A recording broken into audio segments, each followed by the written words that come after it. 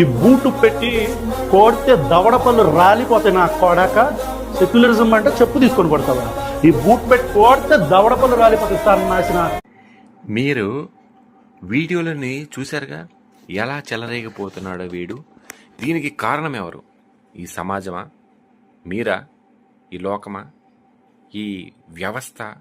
వీడిలా చెలరేగిపోయినప్పుడు ఈయనకి సెక్షన్స్ ఉంటాయి, ఇలా భావస్వేచ్ఛలో కొన్ని విధమైనవి ఉంటాయి అని వాళ్ళు కానీ వీళ్ళు కానీ అన్నప్పుడు వీడి మీద ఏ విధంగా వదిలేశారో.